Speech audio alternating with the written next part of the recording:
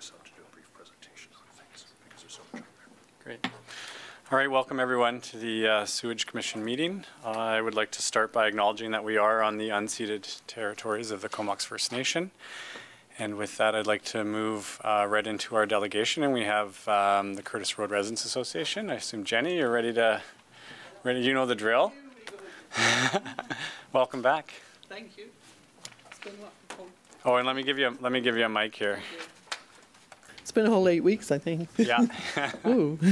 Hope you had a good summer, everybody. Anyways, good afternoon. Here we are again. Before I start on today's presentation about the Good Neighbour Agreement, I'd like to give you a quick update on where we think we are on some of the issues we brought to you in April and May. Okay, so the bioreactors. We were told last Thursday afternoon that obviously the most important thing on our list, the bioreactors decision, has now been delayed to October. It's a big disappointment as the smells continue to plague our community. One of our members who keeps a stink journal, Kathy Talbot, reports that it's been the worst summer for her in 10 years. Of the 96 days between mid-June to mid-September, she reported that 31 days were particularly bad, the remainder being somewhat bad. Sometimes the stench wakes her up from sleep. The berms built across the two gullies from the Equalization Basin excavation may have saved a bundle in haulage, but have made no appreciable difference to the smell at her end of the road, which worsened actually after the deforestation. On the end where I live, the frequency of odours has increased. In the last 2 weeks, we've had to abandon our hot tub and outdoor patio dining because of the smell. These are early days yet with the berms, but the berms appear to have expanded the reach of the odours, while the deforestation from the EQ Basin has increased their frequency and intensity. We still have some issues with the EQ Basin, which we'll be bringing forward at the next meeting, or the one after.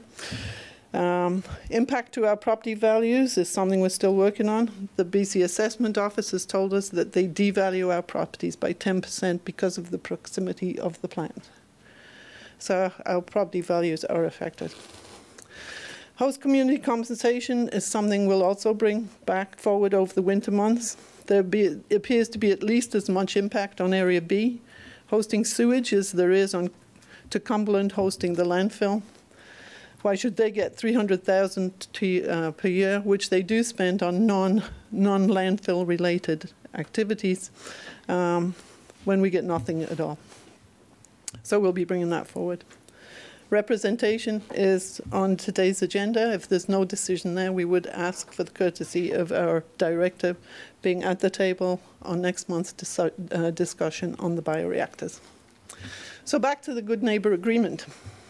Commissioner Grant, at one of our earlier meetings, you'd asked, what does Curtis Road want? So this got us thinking about along the lines of a Good Neighbour Agreement as a way to formalise what we want. We had also mentioned the concept of this to you and staff earlier this year. So our director and our association have worked over the summer to put this draft together. The Good Neighbour Agreements seem to be becoming more popular in situations such as this, where an industrial commercial operation must coexist in a residential area. So the agreement lays out a set of basic principles that you, as the owners managers, must abide to when operating and developing your infrastructure in Area B. These principles assure our rights to a healthy and peaceful environment, as you had promised 35 years ago.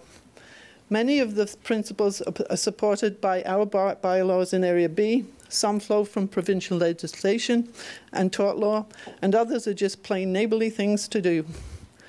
They would help make sure that the impact of decisions made at this table take into consideration the host community. We want to move out of the current reactive mode where you make a change and only do something when we complain, to one where you use science to predict the impact on odour and include odour controls in your plans such that we never have to complain. An agreement would help in our property valuation problem, and that it would give prospective buyers a guarantee of CVRD's commitments. The agreement would help build some trust, which is still sorely lacking. Finally, the Good Neighbour Agreement would replace the outdated odor policy of 2006. So I'll quickly run through the principles. First, odor. We'd like to see the Ontario standard to avoid what happened with the scrubber, which lost its efficiency to remove odors over time by more than 30%. All the smelly sewage treatment processes should be measured for odor and modelled annually for conformance. CVRD Bylaw 377, the Unsightly Premises Bylaw, enacted in 2015, requires property owners, including you, to not foul or contaminate their neighbour's air, with fines up to $10,000 per offence if you do. We believe implementation of this standard would avoid legal action under nuisance tort law. Visual stigma. One of your documented selling points in '79 for this site was that the plant would be hidden behind the ridges. You have 36 acres, should have no reason to encroach into the buffer zone. So we'd like a commitment to not encroach further into that zone. Further, we expect that you adhere to CVRD's zoning bylaws with respect to industrial use and to the weed regulation bylaw. There's a lot of Scotch broom on your property. 3, groundwater. We'd like you to make sure you don't impact our well water by continuously monitoring it through your groundwater monitoring wells and telling us immediately if there's a problem. This is in accordance with the Provincial Drinking Water Protection Act. 4, noise. Conform with District Bylaw 102, which is the noise nuisance bylaw in Area B. 5, light pollution. Conform to CVRD's dark sky policy. The plant is lit up all night like a Christmas tree. This policy guides commercial, industrial, and residential development to have exterior lighting that does not negatively impact the quality of life for adjacent neighbours, nor creates any light pollution. 6, if not already developed, we'd like you to create and maintain a local emergency plan for sewage infrastructure as per the Emergency Programme Act and its associated regulations. As host community, we'd like the warm and fuzzies that you have indeed planned for emergencies and disasters. So, communications protocol, we're working on this with Chris. It's been kind of a bit of a hiatus over the summer, but we're still working on it. So we can plan our lives. We'd like to know about your annual upgrade schedules, your annual routine maintenance schedules, and unplanned maintenance where these can result in odours or excessive noise. We also want to know when the EQ basin is put to use. We have some members that are extremely concerned about an enormous basin of semi-treated sewage so close to our property lines. 8, complaint management. Assuming a robust communication protocol is in place and the current chronic odours from the bioreactors are fixed, then complaints should be few and far between. We will then lodge any complaints through the CVRD bylaw complaint office against the relevant CVRD bylaw.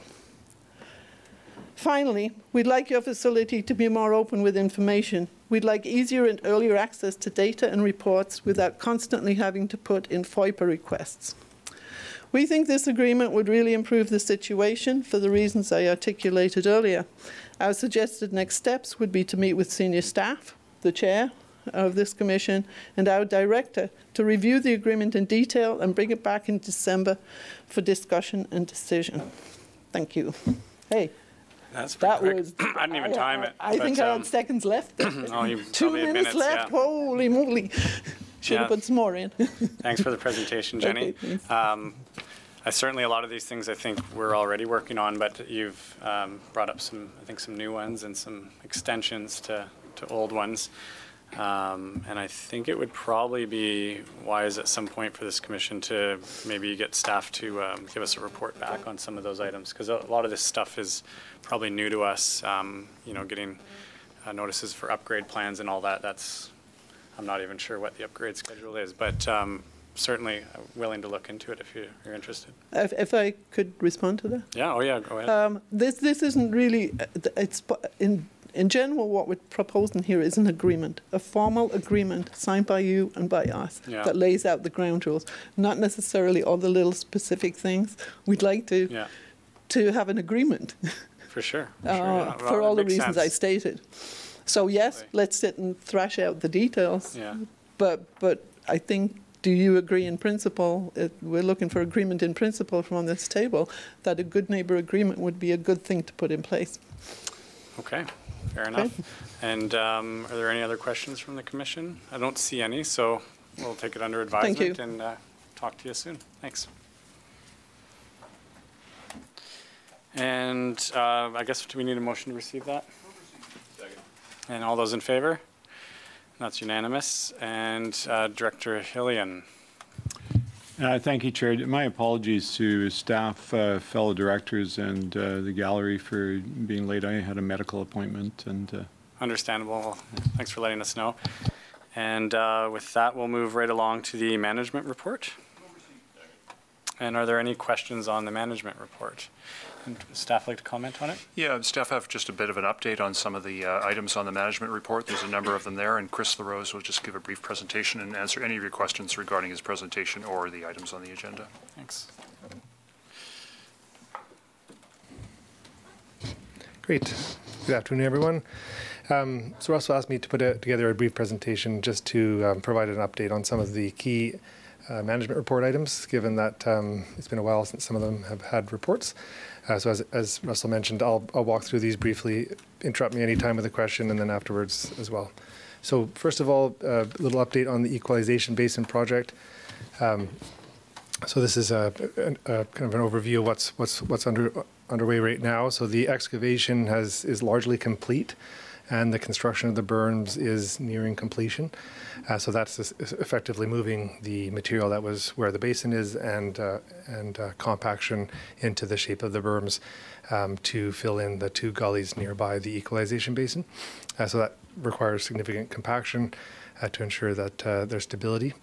And so further this month, there's concrete pads being poured at the basin, at the base of the basin, which was where the pumps will be mounted onto after the membrane is installed. The piping for inlet and outlet from the basin are also being installed as we speak. And later this month, the liner will start installation. So we did make a change to the scope over the summer to move from a single lined basin to a double line basin, just to improve the resistance to puncture and leakage.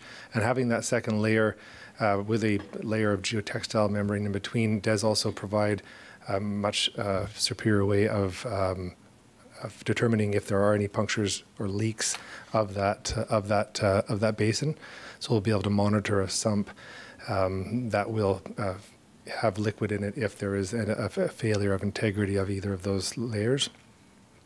Next month, the electrical work begins. Once the basin is complete, then the pumps will be installed along with their controls and the electrical kiosk, and we're anticipating completion of that project in November.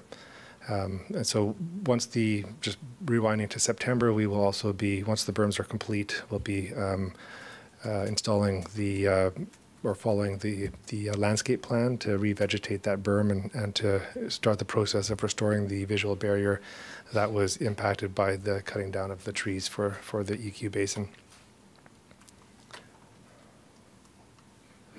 Just a couple photos here for you. So that on the upper right here is kind of at the plant looking towards the back corner. It's a very large hole. That area is built on sand dunes, so it is pretty much pure sand. And so you can see the smaller berm here filling a smaller gully, and then this larger berm is still under construction. Once complete, it will cross that entire stretch there. And roughly where that machine is where the existing force main comes up onto the site. So that section of the berm is actually built with a very large volume of styrofoam to reduce the weight of the loading over top of the ground of that force main. And the bottom here, this is the diversion chamber. So once complete, it will be connected to the primary effluent chamber here, and it will allow for diversion of primary flow into the basin, and then flow out of the basin once the high tides and flows have subsided. So the next update I wanted to provide was on the odor studies. So this is the dispersion modeling, the updated dispersion modeling that we committed to do and report back to inform a decision about potential covering of the bioreactors. So that was originally planned for this month. So the sampling and dispersion modeling has taken longer than we had hoped. So it is nearing completion. We are actually having the RWDI out again this week to take another round of samples at a different time of the day, one that coincides better with the highest frequency of complaints from the local neighborhood. So they'll be completing their dispersion modeling by early October. They're also undertaking a review of odor standards across the country. So looking at what other provinces do with respect to odor regulations. And then internally, to complement that, our own staff have undertaken a review of jurisdictions within BC. So we don't have an odor standard provincially, but there are a number of jurisdictions that have voluntarily implemented odor standards, similar to what's being requested here. So we'll be bringing that back as part of this package. And then finally, the engineering cost estimates for the odor control improvements. So should there be a decision to cover the bioreactors, what's it going to cost, what's it going to look like? So all of that will be coming back as a package. So we had been, like I said, originally planned for September. Just the way the meetings rolled out, it's an early meeting in October. We won't be able to make that one. So the plan now is to bring that to November. The next one was the liquid waste management planning process. So we have the ongoing consultation with the Comox First Nation, working to secure their support for our short list of options. We have our next TAC PAC meeting, which is happening on September 30th, which is focused on the treatment level and resource recovery elements of the planning process. And we're holding off on the next conversation regarding conveyance until after we've reached agreement with the Comox First Nation. Right now, we're hoping to schedule that conveyance TAC PAC by the end of November, and actually that will be a pair of meetings combined with some public consultation. And per the requirements of the liquid waste management planning guideline from the province, all communications regarding costs will be communicated in terms of dollars per household for each of the scenarios. So that will definitely help provide a much greater level of awareness or certainty to residents regarding the impacts of the various scenarios. And I expect it will also generate quite a bit more participation. The last one is just a reminder or update that that assessment of Area A wastewater within the system is being done in parallel with the liquid waste management planning process. So it has also been delayed as a result of the time that we're taking to consult with the Comox First Nation, but that will be coming back roughly early next year. And that was it for my updates. Any questions on that before we move on? Okay, Director Swift. Thanks, Chris. I'm just wondering about the berms and the revegetation. Are you planning, what kind of plants are you anticipating are going to be used there? So the directions to the landscape architect who was hired to do that piece of work was to focus on native flora. So she's made a selection of local shrubs and plants.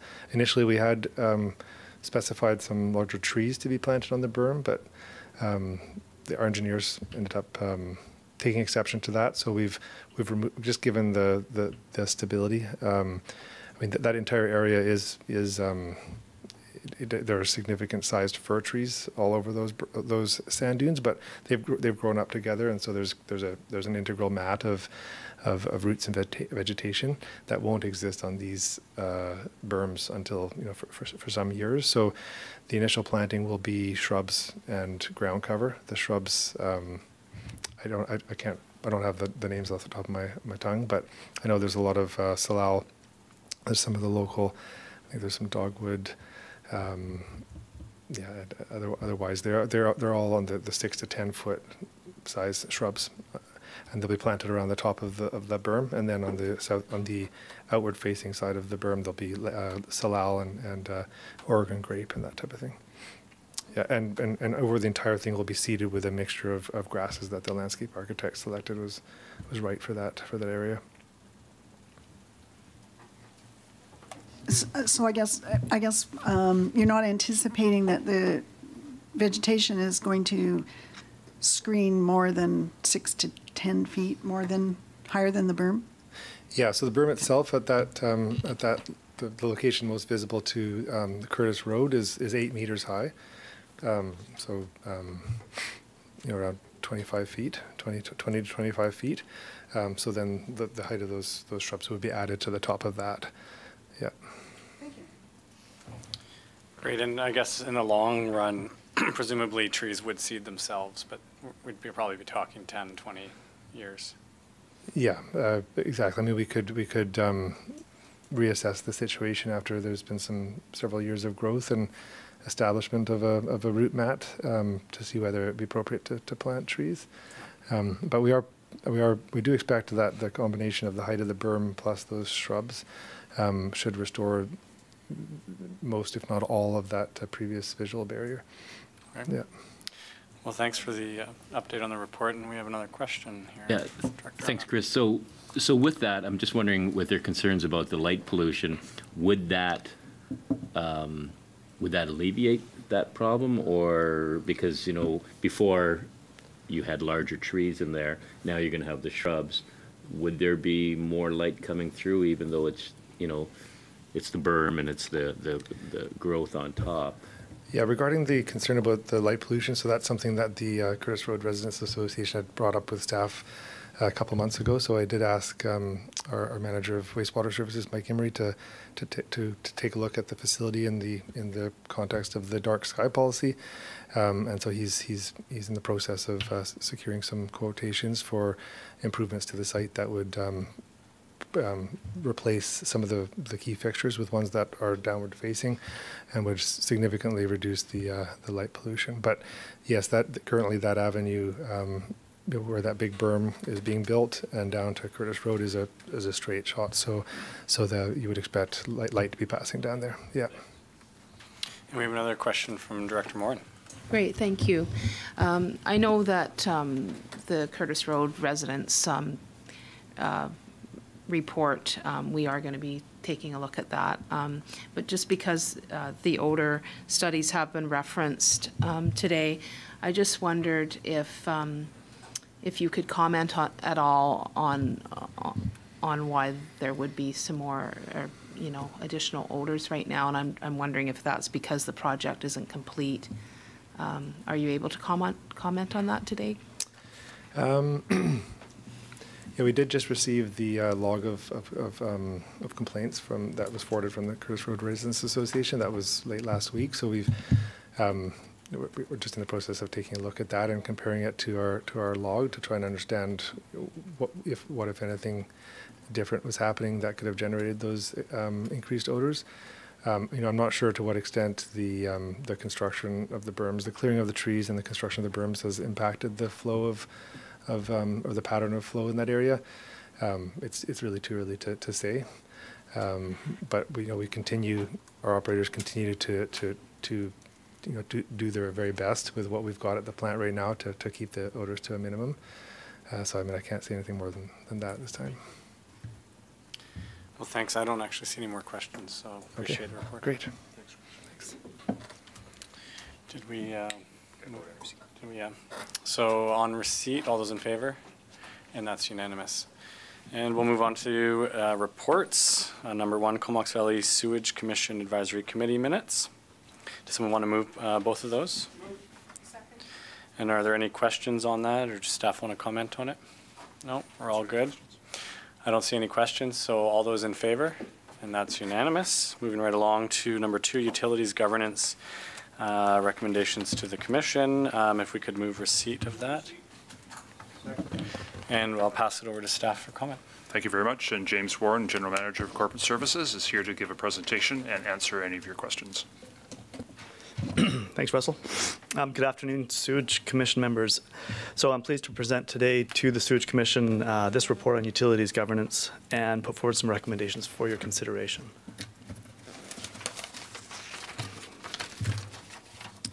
So in 2018, the RD developed a report on the water and sewer utilities services. to address some apparent issues. The issues identified through that study included political interference, who is at the table voting or having a voice in decisions, technical expertise and oversight, accountability, trust and confidence, and determining a path forward. Additionally, the role of Area B in the sewer service and a partnership with KFN are also important in this discussion. I do want to emphasize the extensive consultations that were held and the input that was received by commission members, elected officials, staff from the municipalities and the CVRD and other stakeholders and partners in developing the 2018 report. The report itself describes 4 different models for governance, each of which suggested pros and cons for addressing the issues, but none of the models was presented as the solution to all of the issues. Given the complexity of the topic, a collaborative approach was pursued, and this presentation briefly describes that process and the outcome. So during the spring, I was able to meet on a few different occasions with the corporate officers for Courtenay and Comox, and also the administrator for the Comox First Nation. We discussed the topic of utilities governance, explored each of the issues, and came together on a few recommendations. And first of all, we agreed that water and sewer with respect to utilities governance should be separated as topics. While the 2018 report contemplates a governance model that incorporates both utilities, the practicality of continuing the discussions towards a joined outcome has many obstacles and challenging points. By separating the topics, each of the Sewage Commission and the Water Committee can then consider outcomes that lead to the benefit of each individual system on their own. The other recommendations that we developed were all in direct response to the issues named in the 2018 report, and they fall into categories at a staff level, for the committee or the commission to consider, and then a few do rest at the board level. Over the last few weeks, the CIOs had the opportunity to discuss the matter and have further refined the means to progress this topic. And so you'll see in the attachment to today's staff report that each issue is identified and described, and potential actions or improvements are suggested. So to focus in on the recommendations that are on the agenda today, there are staff-based actions that would aim to address issues related to political interference, technical expertise and accountability, trust and confidence. We're proposing to develop a policy, and it's similar to the review board that is described in the 2018 report. It would provide for a third-party arm's-length assessment and support for projects that have significant financial, public, or environmental impacts. We're inviting or recommending that we would be inviting Comox First Nation to get involved with the Sewage Commission in an observer fashion and supporting the KFN representative with background reports and materials. As you know, the Commission currently includes a representative from the Department of National Defense, and that is given based on the historic partnership between the RD and DND through the construction of the treatment plant in the early 1980s. Further, in staff-based discussions with DND, we understand there is specific interest on the part of DND to ensure that capacity exists at the treatment plant, and also the rates that it would be charged. There's interest on those 2 fronts. Given this interest, and also the fact that the DND representative is a staff-based position herself, and that is different than the elected officials who represent Courtenay and Comox, we're recommending that the Commission direct staff to hold discussions with DND on the topic. And an outcome of those discussions might lead to DND not being a member of the Commission, and it would alter that role to formalize a more technical relationship. And then the final recommendation relates to Area B and representation on the Commission. So the topic has been debated and referred to staff and the board and returned to the Commission over the past few months. Staff recognize the legislative structure that defines the sewage service and the bylaws that define the Commission. Staff also recognize the important role that the Commission members play in their decision-making responsibilities. Now, you'll see that the recommendation in the staff report is to develop a policy that would invite the Area B director to attend the Commission meetings, speak to certain topics, and have discussions at the Commission table. The policy would focus those discussions on matters that relate to the infrastructure and operations located in Area B. And the policy would also include language that limits the director's participation in meetings so that the Commission itself can carry out your deliberation and final decision-making without the Area B director at the table. Staff discussions that led to this recommendation tried to find a balance between the Commission's autonomy to make decisions and the interests of the Area B director and residents. So, Mr. Chair, I'm happy to take any questions and help with the discussion. Wonderful. Well, we have one from Director Grant. Thanks. I wanted to ask you about the staff-based actions that we're talking about here, and I think that this is probably a really good approach in that it can help take the policies out, but it really then puts the onus on staff to give us really good and solid information. And knowing that the engineers and things that are employed by ERDs in the towns aren't necessarily experts in sewer and water, how do we ensure that we're going to get good, solid information from the staff when we're moving forward on this? I mean, a couple of times we've had a few hiccups in that area over the past, and I want to make sure that if we're going to do this, that we're getting the real good information we need.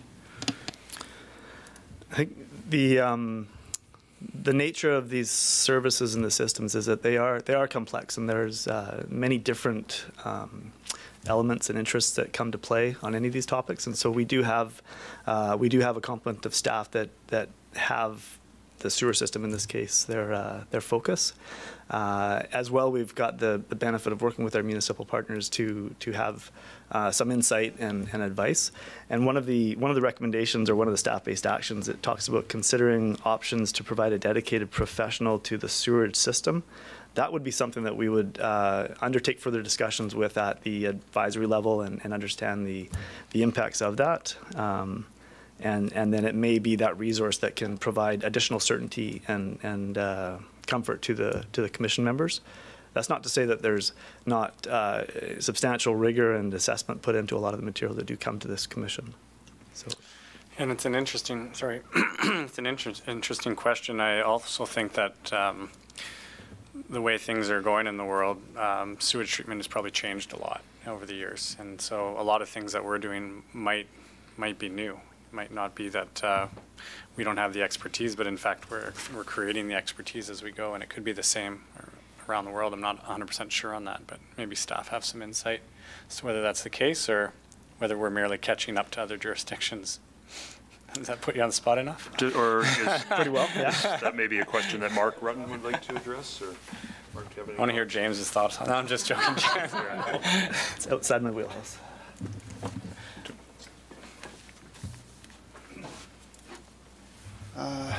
Sorry, Mark. Well, I think things are changing and they are becoming complicated, but I think for us a large part of it is the fact that our system was built almost 40 years ago at a time when different requirements and regulations and consultation were required. And much of that system, especially the conveyance portions, at the end of its life, and as you know, we're trying to figure out how to replace that, and it just is more complicated these days. Yeah, this is not the system we would build today, is it? From scratch, obviously. No, probably not in the same way that it was originally built. So it's not just a matter of like often when these kinds of challenges come along, it's a matter of upgrading what you have. In our case, we may not be able to upgrade it, and we're now looking at how to replace that rather than upgrade it. I think I'd like to just comment that one obvious thing is that when this was built, it was okay to build a force main along the foreshore, and what a cheap and efficient way of transporting sewage. We are now realizing that that is not the option moving forward, and we're having now to seek opportunities of locating that conveyance through highly developed residential and commercial areas, and the interface with those residents in terms of construction and other matters has to be accommodated. So it's definitely far more complex, and the options that we had in the old days aren't with us now. Well, yeah, thanks for the insight. Yeah. And Director Hillian. Thank you, Chair. I'd just like to acknowledge the work that staff have put into this. I think it's a good report. What struck me was the importance of really clear boundaries and role descriptions, making sure people know what their role is, and all the relationship and trust that's required in that process. I did wonder about D&D's position in relation to sitting on the commission, and obviously if that were to be carried out, we'd have a an even number. And, you know, I mean, hopefully a lot of what we do is by consensus. I guess there are some contentious issues, but we're left then with a commission that doesn't really have a deciding vote in terms of numbers. And I wondered if staff had thought about that. I realize that's a secondary consideration to whether or not D&D chooses to remain involved at this level or not. I assume it's largely their choice. Yeah, thanks for the question. I think that there's a fair bit of discussion to be had if the commission wants to move in this direction, and D&D has some interest as well. And I think it is the commission, and then it is the board's decision around bylaw structure and that kind of thing.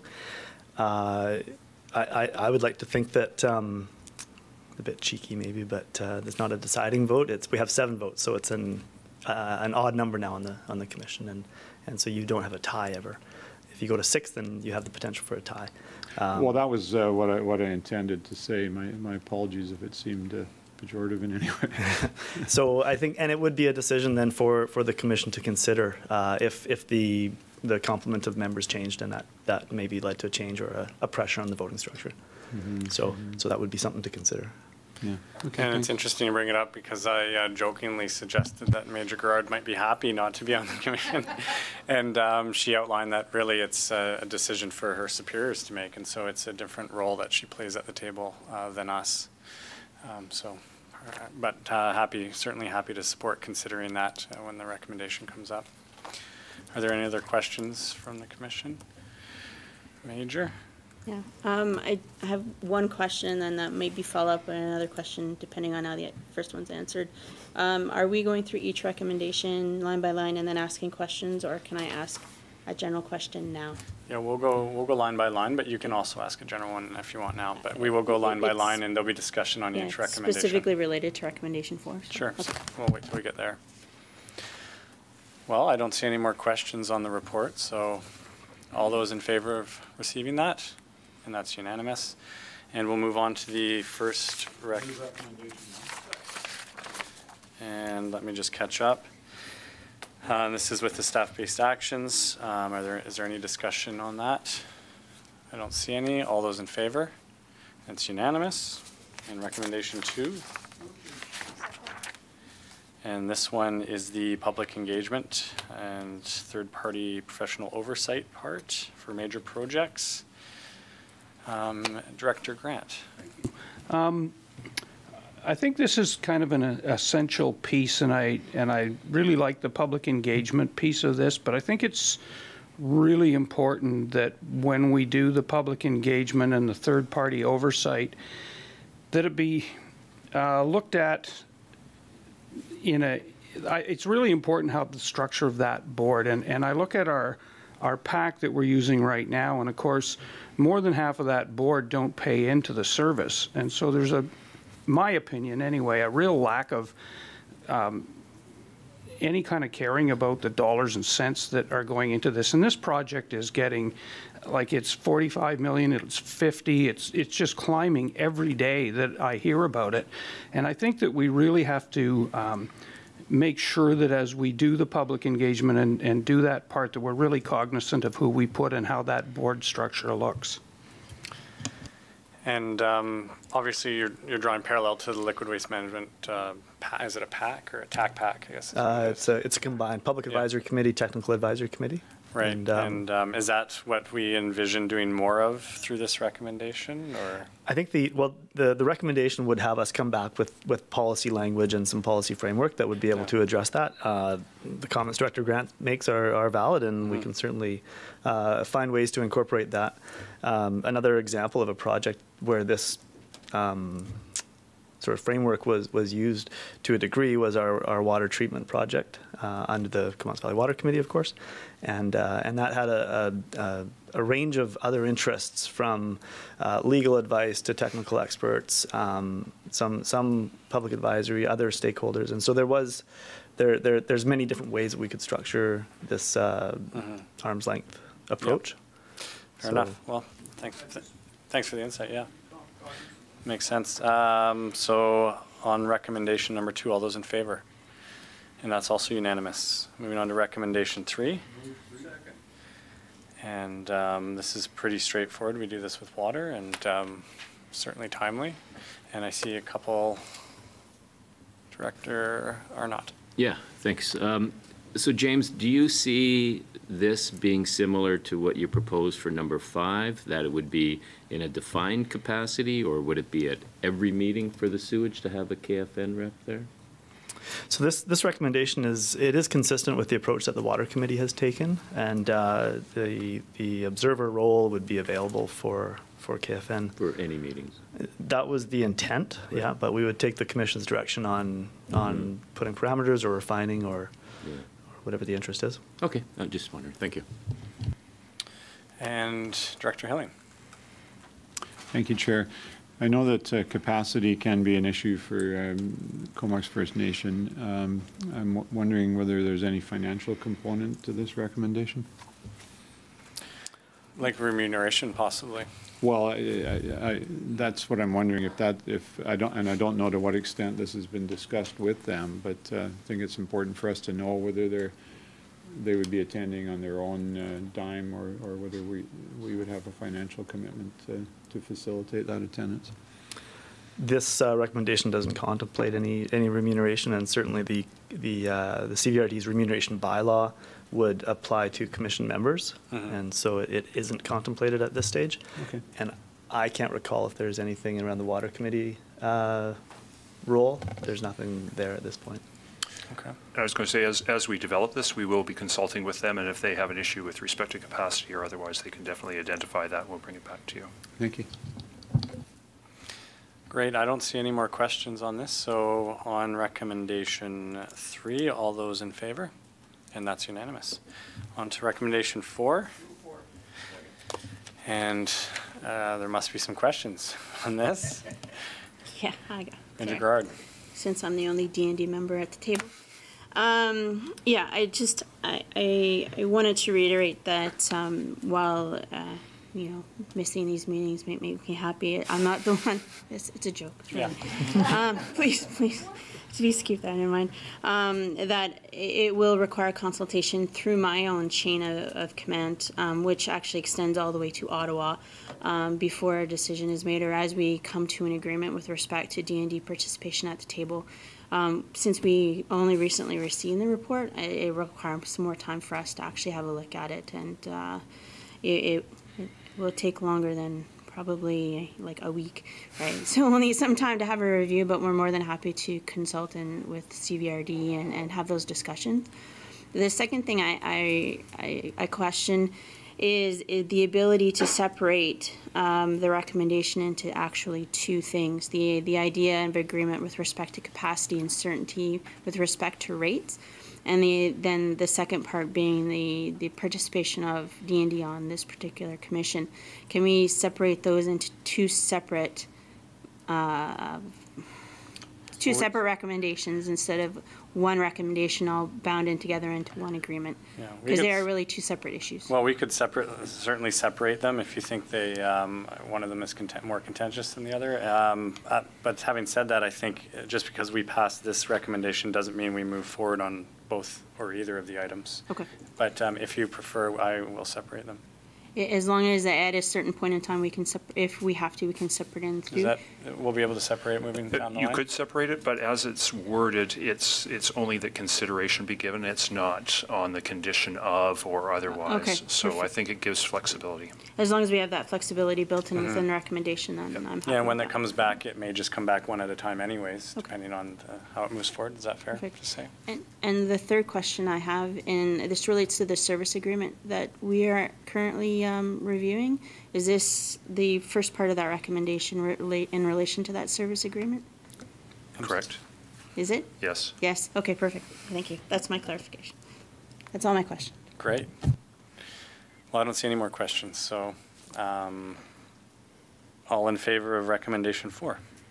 And that's unanimous. And I was going to suggest actually that is it possible to even make an amendment or a follow-up motion on this to allow Area B to participate in the next meeting? Is that possible? It was noted that that was a request of Jenny Steele in her presentation. You might deal with that under new business in response to that. Perhaps just deal with this one here, which will take some time to implement because we're coming back with you with a policy. That's fair. And Director Hillian. Thank you, Chair.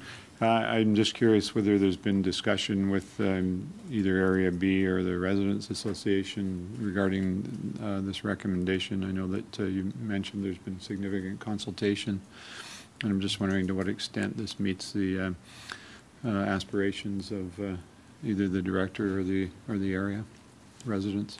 So we were obliged to report to the Sewage Commission on this matter. We haven't had discussions with the either the director or the Residents Association at this time. This was trying to find a balance based on what has been at Commission and the board and through this report. Right. Thanks. I think that finding a balance is the key question. We know how the votes have gone at the table, and I think it's a sensible recommendation, and appreciate the work of staff to find a resolution. I'm happy to support it. Thanks for the comments. Director Arnott? Yeah, thanks. And through the chair to Mr. Warren, I do like the wording of this. Very well done. And I just want to confirm that you will develop a policy. It will be brought back to us for finalizing.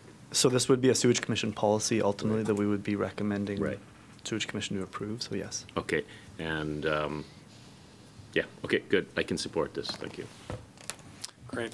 And I will put under new business then the option to invite the Area B rep at our next meeting, and so we'll discuss that later, but just on this recommendation, we'll hold on.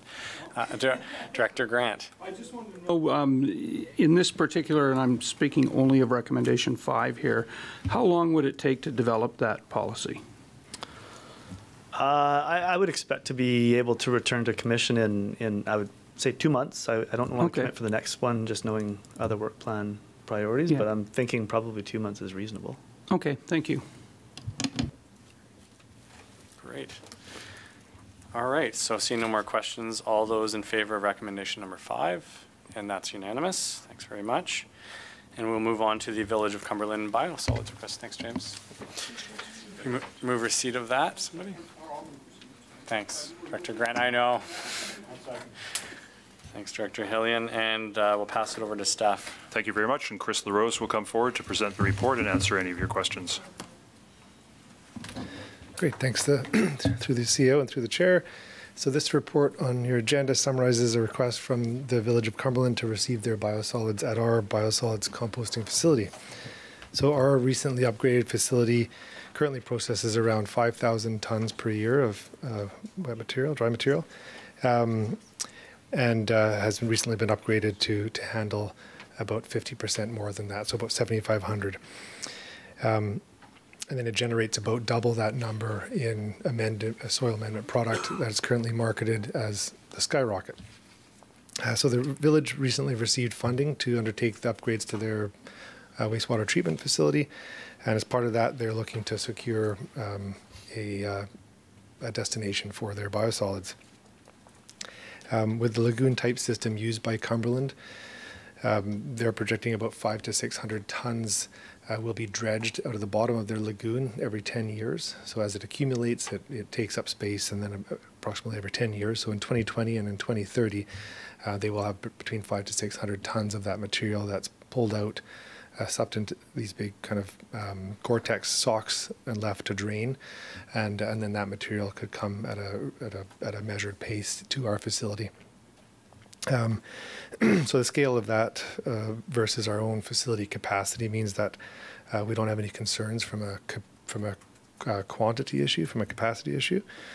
Regarding quality, we would require the village to have their product sampled to demonstrate that it fits within our standards in terms of the level of heavy metals and other contaminants. So if supported by the Commission, staff will work to develop a draft agreement for receipt of the village biosolids, and including calculation of a rate that that provides a fair recovery of the actual costs incurred at the facility. We're also proposing that embedded in that agreement would be a requirement that the village be responsible for buying and or marketing their share of the biosolids that are produced from the facility. Any questions? Well, a quick question on this, Yeah. the skyrocket, I guess. Is there a good market for that? Does that sell out, or is that something that we sort of struggle with? Yeah, no, it's a good question. So we don't typically sell out of the product. So the organic matter recycling regulation requires that we sell at least 50% of our product, which we do reliably. But we have we typically do end up having surplus. So we've I think it was last year we amended working with the commission, we amended the bylaw to allow for tendering of bulk amounts. So that's an approach that we take at the end of the year when we do have a large volume. If we have a large volume left over, is to put it out on a tender, a bid process. So the answer to your question is no. We don't typically get rid of it all through sales. So having the village responsible for getting rid of that portion of the material would be a benefit to us. Yeah. Or would avoid an additional amount at the end of the year to manage. And unrelated to that, if I wanted to send a dump truck up, is there any available now? There's lots of material available, Okay, yeah. good to know, good to know. My wife will be happy. I don't see any other questions on this, so all in favor of the receipt, thanks. That's unanimous. And then we have a recommendation. And are there any questions on that? I think they were all answered in the report. All those in favor of the recommendation? And that's unanimous. And let me flip over here. The new business. So, I'm sorry. Oh yeah, right. The future expenditure bylaw. And would staff like to comment on this before we talk about it? No comments. A pretty standard procedure, and we can answer any of your questions if there are any. Yeah, and my take on this was that it was a bit of a reserve to pay for generally legal issues, or is there anything else?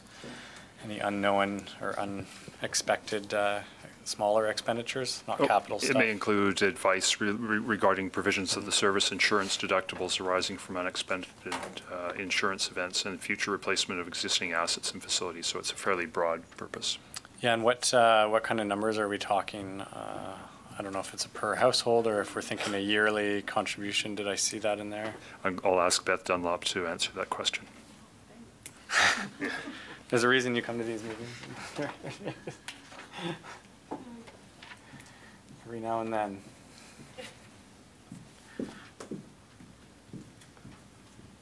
Thank you. I'm just getting back from holidays, so I'm trying to get caught up.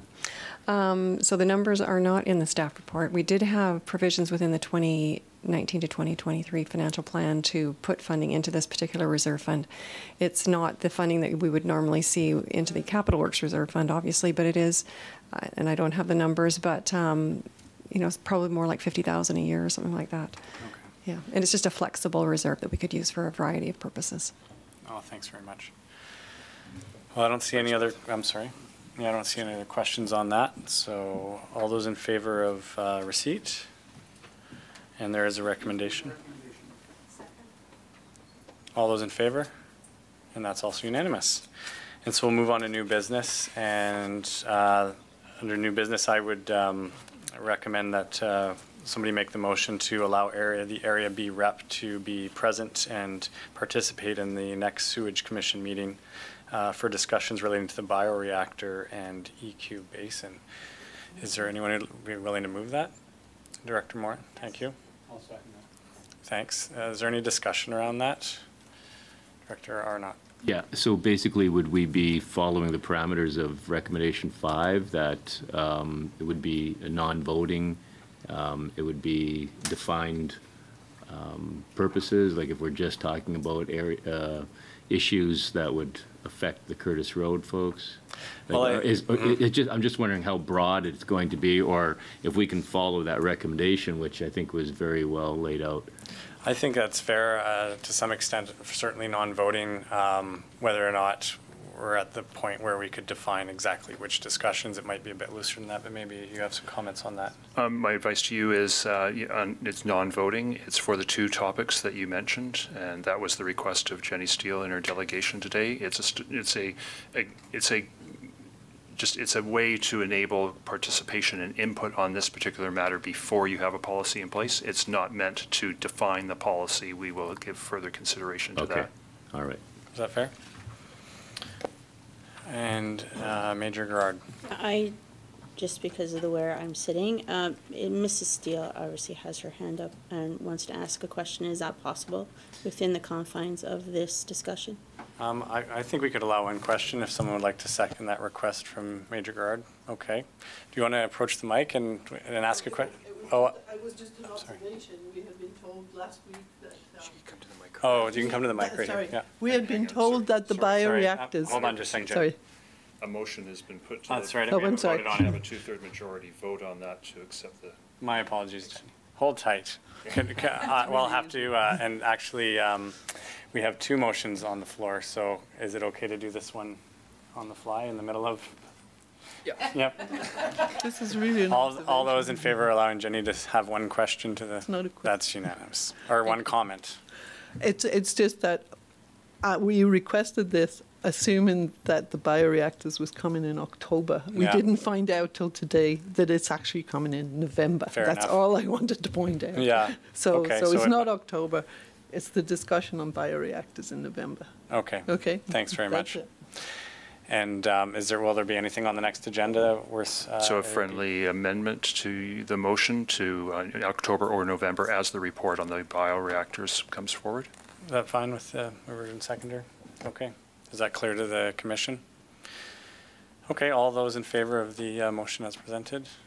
That's unanimous. Well, thanks very much. I think that goes a fair distance in giving them a voice as soon as possible. And we also have a recommendation for an in-camera meeting. Second. All those in favor? That's unanimous. And so we will, do we have to move to go in camera? Or is that